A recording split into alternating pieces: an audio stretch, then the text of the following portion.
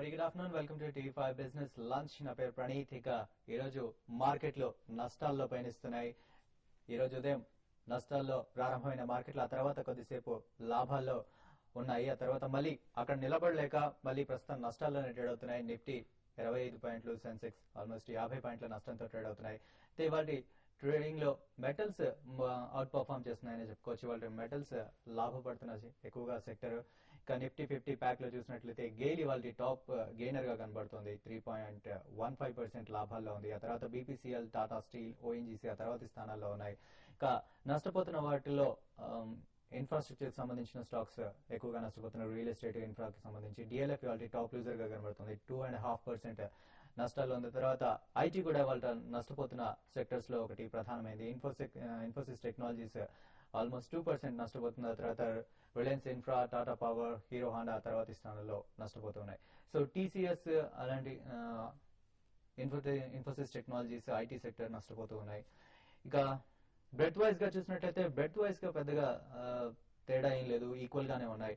650 stocks advances లో ఉండగా 670 stocks declines లో కనబడుతూ ఉన్నాయి.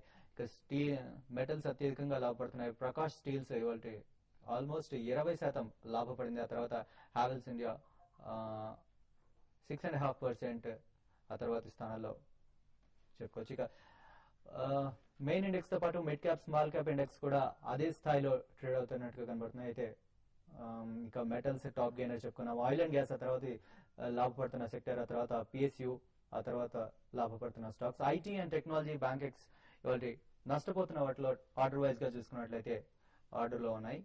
ఇక ఇవాటి మార్కెట్ల గురించి విశ్లేషించడానికి అనలిస్ట్ కుటుంబరావు గారు అలాగే శేషు గారు ప్రస్తుతం స్టూడియోలో ఉన్నారు. గుడ్ ఆఫ్టర్నూన్ అండి. కుటుంబరావు గారు, నిన్న మనం మార్కెట్ కొంత లాభపడితే పుల్ బ్యాక్ అనుకున్నాం, మళ్ళీ వాళ్ళ మార్కెట్లో నష్టాలు ఉన్నాయి, దీన్ని ఏమంటాం?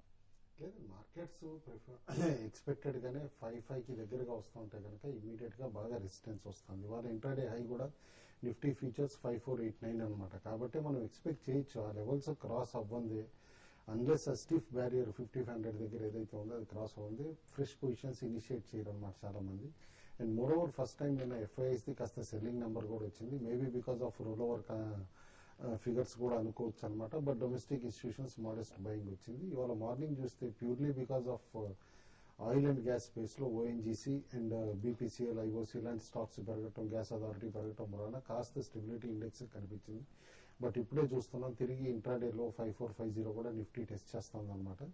5450 కంటే కింద కనుక ట్రేడ్ అవుతా ఉంటే కనుక నిఫ్టీ ఇవాళ వీకిష్ గానే ఉండి అది వీక్నెస్ రేపటికి కూడా కంటిన్యూ కావచ్చు అనమాట మండేకి. బట్ బేసికల్లీ ఇవాళ మార్కెట్స్ కూడా వెయిట్ చేస్తాను ఏంటంటే యుఎస్ జీడిపి నెంబర్స్ వస్తున్నాయి అక్కడ సెకండ్ క్వార్టర్ అనమాట. ఆ జీడిపి నెంబర్స్ ని బట్టి యుఎస్ మార్కెట్స్ బాటమ్ అవుట్ అవుతాయా, కాస్త 10,000 లెవెల్ డౌ సస్టైన్ చేసుకుని రికవర్ అవుతుందా అనేది కీ ఆస్పెక్ట్ అనమాట. ఆ గ్లోబల్ క్యూస్ పాజిటివ్ గా ఉంటే కనుక డెఫినెట్లీ మన దగ్గర మార్కెట్స్ మండే నుంచి బెటర్ గా ఉండొచ్చు. బట్ జనరల్ ప్రాఫిట్ బుకింగే, బట్ నథింగ్ టు పానిక్ అని అంటాను. ఎందుకంటే బి గ్రూప్ లో యాక్టివిటీ చాలా బాగుంది. కొత్తగా లిస్టెడ్ కంపెనీ ప్రకాష్ స్టీలేజ్ ఆల్రెడీ వాళ్ళు 20% టచ్ అయింది. మళ్ళీ స్పెక్యులేటివ్ యాక్టివిటీ ఎక్కువ ఉంది. ఫార్మాలో కూడా మిడ్ క్యాప్ లో ఇప్పుడే నాట్కో కూడా బాగా జంప్ అయింది 248 రూపీస్ అనమాట. జనరల్ గా మిడ్ క్యాప్ లోనే బయింగ్ ఆపర్చునిటీస్ ఎక్కువ ఉన్నాయి. కాబట్టి instead of watching front line stocks go for mid cap and small cap stocks only for buying అంటాను. ఓకే, ఇక ఇవాళ ఇండెక్స్ వైజ్ గా చూసినట్లయితే ఇండెక్స్ లో బ్యాంకింగ్ స్టాక్స్ ఎక్కువగా నష్టపోతున్నాయి. హెచ్డిఎఫ్సి, ఐసీ బ్యాంక్, ఎస్బీఐ ఇవన్నీ కూడా ఇండెక్స్ ని కిందికి లాగడంలో ప్రధాన పాత్ర పోషిస్తున్నాయని చెప్పుకోవచ్చు.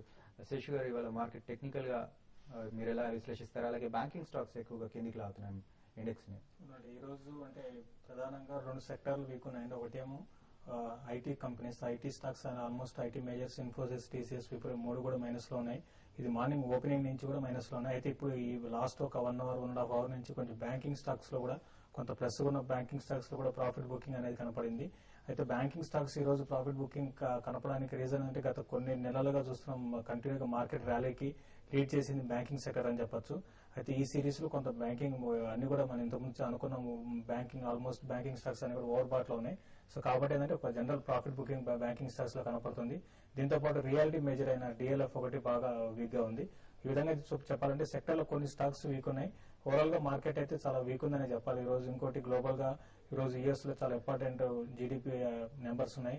ఒక 1.4 ఎస్టిమేట్ చేస్తున్నారు. దాని బిలో వచ్చిందంటే మళ్ళీ అక్కడ అది ఇంకా ఫర్దర్ గా వీక్ అయ్యే అవకాశం ఉంది. ఒకవేళ దానికి అనుగుణంగా వచ్చిందంటే మాత్రం యుఎస్ మార్కెట్లు రీబౌండ్ అవుతాయి.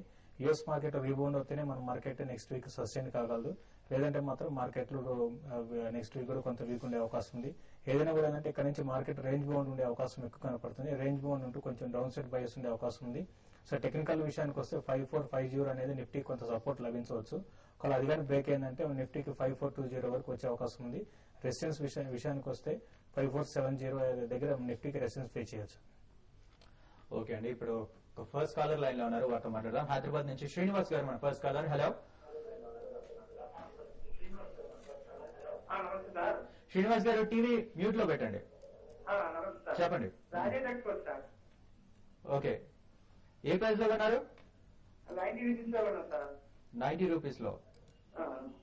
మీరు షార్ట్ టర్మ్ కోసమా లాంగ్ టర్మ్ హోల్డ్ చేయగలరా? లాంగ్ టర్మ్ కోసం. ఓకే. ఓవరాల్ గా జ్యువెలరీ కంపెనీస్ అన్ని కూడా బాగా పెర్ఫార్మ్ చేస్తున్నాయండి. That under the leadership of Titan అని చెప్పేసి అనొచ్చు అనమాట. రీసెంట్లీ టైటాన్ 2400 నుంచి 3000 లెవెల్స్ క్రాస్ అయినాయి. తర్వాత డైమండ్ కంపెనీస్ అన్ని కూడా రిజల్ట్స్ బాగా చూపించినాయి. Similarly Rajesh exports largest capacity ఉందన్నమాట. మ్యానుఫ్యాక్చరింగ్ జ్యువెలరీ మ్యానుఫ్యాక్చరింగ్ ఫెసిలిటీస్ అన్ని కూడా బెంగళూరులో. అది రీసెంట్లీ స్టాక్ అప్ ట్రెండ్ లోకి వచ్చింది. 100 పైన సస్టైన్ అయినంతసేపు ప్రాబ్లం లేదండి స్టాక్. బట్ షార్ట్ టర్మ్ లో మాత్రం స్టిఫ్ రెసిస్టెన్స్ వస్తుంది 100 పైన. కాబట్టి అది కాషియస్ గా ఉండి మీరు ట్రేడింగ్ స్టాప్ లాస్ పెట్టుకోవడం అడ్వైజబుల్. ఓకే, నెక్స్ట్ మనకి భద్రాచలం నుంచి శేషు గారు ఉన్నారు. హలో. గుడ్ ఆఫ్టర్నూన్ కుటుంబరావు గారు, శేష్ గారు. Good afternoon. Punj Lloyd and Suzlon energy అండి. ఈ రెండింటికి ఏమైనా టర్న్ అరౌండ్ స్టోరీ ఏమైనా ఉన్నట్టుగా మీకు కనిపిస్తుందా? Maybe 2 to 3 years time frame లో ఇప్పుడు దానికి అక్యుములేట్ చేస్తే అట్లీస్ట్ 2 or 3 fold రిటర్న్స్ వచ్చే అవకాశం ఉందా ఒక 3 years లో?